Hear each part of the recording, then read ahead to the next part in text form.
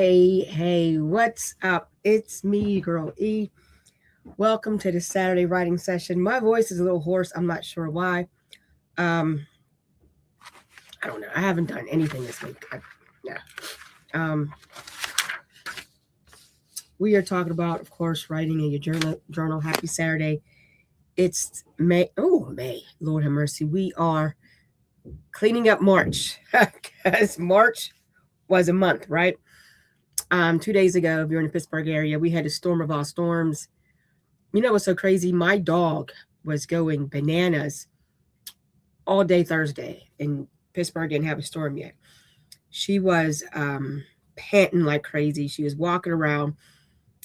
She would follow me when I go into the kitchen, follow me when I go in the bedroom. But then when I go in the kitchen, she'll stare at the wall. She's shaking. And these are the normal shakes that she would have when she hears fireworks or storms. I'm like, what is the problem? Hours, of course, later, there was a storm. So she must have sensed, their doggy senses. She must have sensed something. Um, she was going bananas. I could not handle it. And then yesterday was cold, but yesterday was yesterday. So let's get into writing in these journals, talking about the purpose of it. We already know, and I hate to sound redundant because that to me, that's annoying. I don't like to repeat myself. I don't like to keep saying the same thing. I have very little patience for that. We already know what it's for, though. It's cathartic. It helps release a lot of emotional energy. We talked about how you could just write in your journal about your day, a gratitude journal. We talked about them all, right? And how does it help you as a writer? Well, if I write in a journal, then why am I writing a book? I don't want to hear that. Okay, so let's talk about the journals that we have first. We have, start with the oldest member of the team, the Writer's Block Journal. This is a regular journal that we have. This is the first journal, the oldest in the family, right? It's basic, it's common, but this is the first journal. And I'm going to show it to you right here, right? It has the lines in it. I like a line journal. I can't understand those who do not write in a line journal. It's kind of a, right? All right, let's talk about the second to the oldest member of this team. And that is the Bible journal, okay? Very purple. That's my favorite color. Those who don't know, very purple, very pretty. Okay, the Bible journal. And it's nice. It's gloss. I love the pretty gloss because it brings out the purple to me. And the lines are not as small, right? I use this for church when I want to write my church notes. You don't have to use it for church. It could be your diary, whatever. Okay. The third is the Bible journal. And this is very thick. I made this thick for a purpose. This is Take It to the Throne journal where you can write your prayers. As mentioned before, I met this lady at an event. I was at a book signing. And she shared with me that she writes her prayers in a journal. Wanted to help her stay focused. And I thought that was a great idea. And she's been writing it for over 30 years. So she has 30 years of prayers that she writes and she's praying for her children. I was motivated to start a prayer journal. And I made this size and this thick for a reason, because when you got to talk to the Father, baby, sometimes you gotta spill it all. This is specifically mine. I write in this my lighting. Oh my gosh. Y'all pray for my lighting. Let me fix this lighting. Give me a second. My lighting is horrible. But let me see. Okay. This is better. No, so not better, but we'll work it out. Okay. I write this every morning. There's a scripture section. Whatever scripture you want to write, you write it. Whatever scripture you feel led to meditate on, write it. I actually pull up the scriptures from my Bible app. Just writing. Sometimes it's something I need. I didn't write any scripture. I didn't feel the scripture, but I still wrote in the journal. Okay. All right. And then the next one is this one, the Dream and Vision Journal. Okay. This was actually published last year. Here we go. And this is hardback. I kind of like hardbacks better than a paperback for journals. And I'm a prophetic type. I have dreams that are prophetic. So I write when I dream. Well, I dream all the time, but when there's something that God wants me to really tap into, I write them down. I talk to my friends and has a gift of interpretation. Pray on it as well. All right. And the latest. Okay. Just a journal. I love the ombre. Just a journal. And here we go. This is a proof, which I thank God that Amazon will send you a proof now, because you can look at it over before you are ready to. Okay, all these are available on Amazon. If you want to purchase it from me directly, shoot me an email right here. Okay, and I will send you a Cash App, Venmo, or PayPal link. Free shipping. Just shoot me an email and I will get back to you. And it's free shipping, and I'll give you a nice little gift just for purchasing. Okay, thank you everyone for watching. I have Sandra Mendoza, trading, what did she say? Trading Mr. Kimmick. Hi, Sandra Mendoza. Thank you so much for watching. Please like, subscribe, and share. You guys are great. Thank you. Wow, this is nice. You guys are super cool. Thank you so much.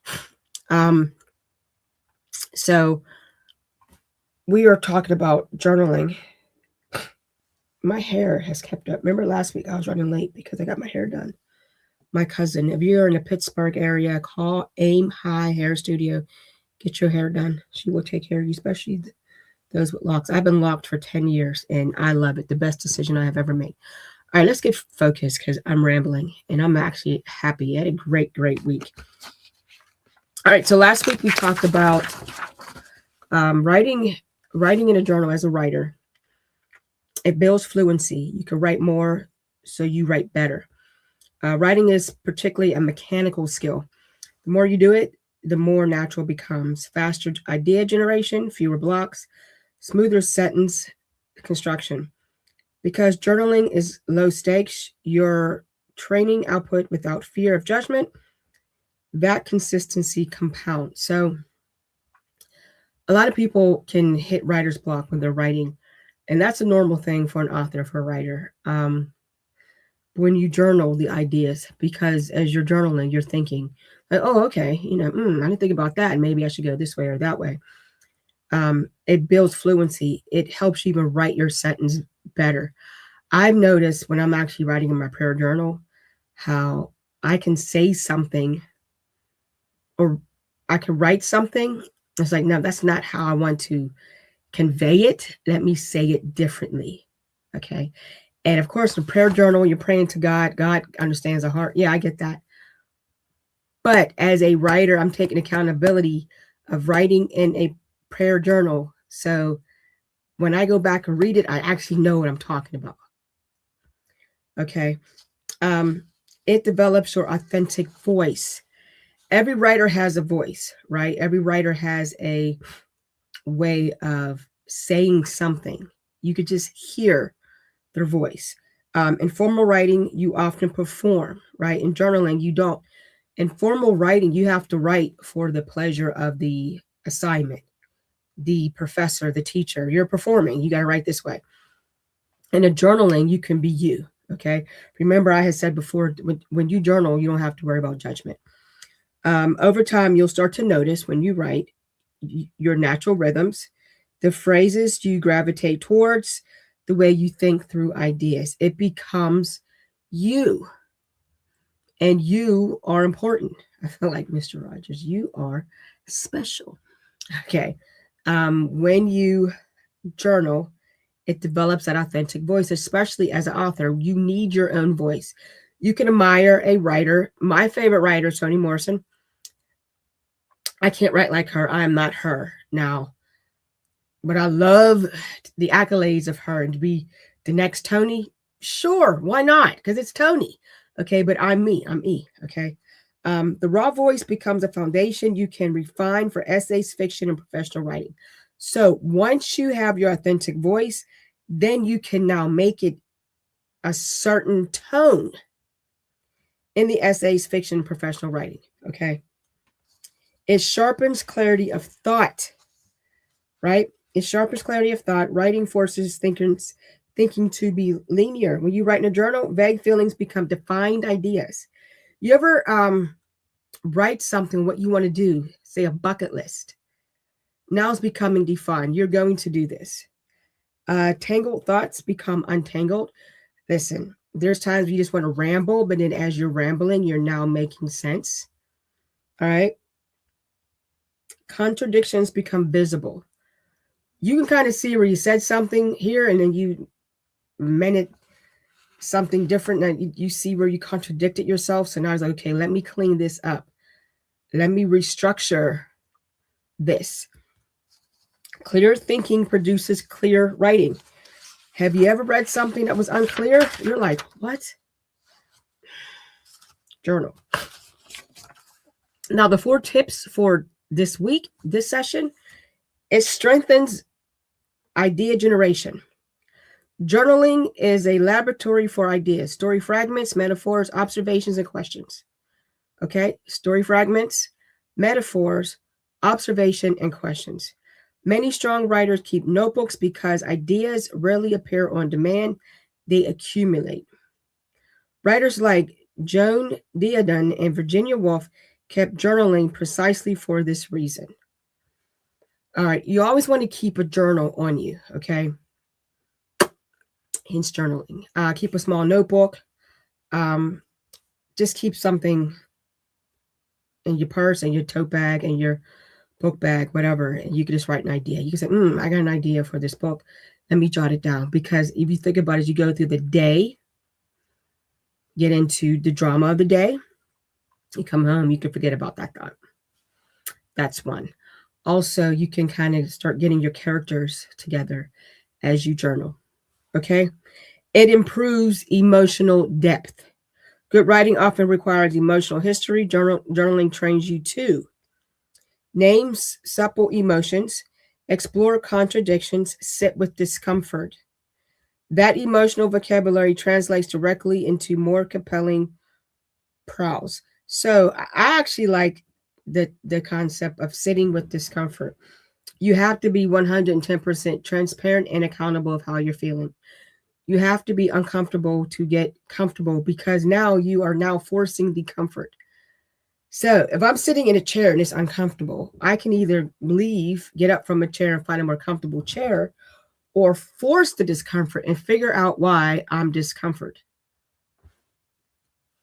Kind of sounds like a riddle. Okay. Dealing with the feelings and the emotions, especially when you're writing. One of the things I believe with writer's block is you have a writer's block because you're tapping into emotion that you have not dealt with or have not healed from. It could be something big or something minor, but it's something that is conflicting you. You may not understand why your characters are moving in this way. It could be an issue for you. So now you have to tap into why is an issue for you. You're sitting in discomfort. You don't have to be always physically uncomfortable. You can be mentally, emotionally uncomfortable. It doesn't have to be something major such as death. It could be something as why you don't like a Pacific restaurant. As simple as that. You could be like, I didn't like it because they just made the eggs runny. And why are they continuously going to this restaurant if they got the bad eggs and possibly bad service? You're uncomfortable. You have to deal with that. So sit in discomfort. Okay. You want to explore the contradiction. You need to find out why it is a contradiction. Why things that you're focusing on contradict on a lot of issues. It helps also. Again, it's very cathartic. All right. The emotional vocabulary translates directly into the more compelling prose. Number 6, it reduces writer's block. I think we talked about that last week. Writer's block often isn't about ability, it's about fear. Journals lowers perfectionism, self-censorship, performance anxiety. When you're used to writing imperfectly every day, starting to feels like intimidating. I just said a writer's block deals with an issue that you're not ready to deal with. If you are a perfectionist, it can help you get over yourself. And I don't mean that in a very dismissive way, but we all battle some level of perfectionism, some more than others.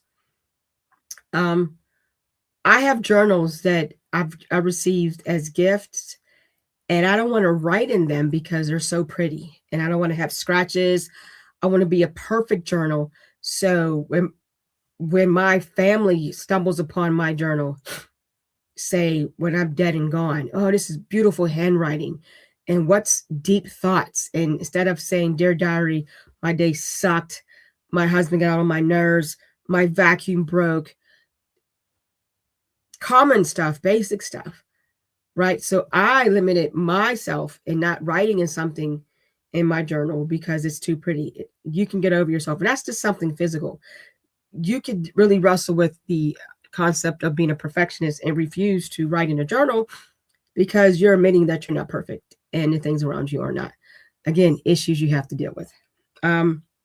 Self-censorship. Sometimes you have to censor yourself, but a journal you don't have to. So you can help you get over the writer's block because, again, it's a type of censorship. You may not be able or feel safe enough to write something because you might be hitting on a nerve. Hit that nerve, okay? Performance anxiety.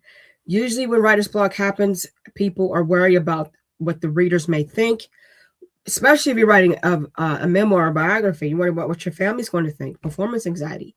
Are you writing perfectly? Yeah, there's a lot to, I mean, if you think about an artist on the stage that's singing and performing and they're not moving the way the audience feel they should move. If they're singing a song and they're known to have vocal runs, and the anxiety of is they're not doing the vocal runs, they're just singing, there's a lot of anxiety. So writing can bring on that anxiety. Am I writing to the level that I did my first book? Am I writing to the level that I need to write? Should I be writing at a better level? Performance anxiety. Okay, it strengthens narrative skills.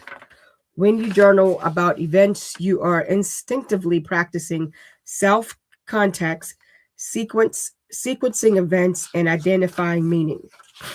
All right, so let's read that again. Strengthen narrative skills. You have to state the narrative. You have to create the narrative, setting the context. What is the context of the story? Sequencing events. It has to be in sync. Identifying the meaning. We got to tap into the meaning. What is the purpose? You know what? That's it. That's it for her journal series. Wow.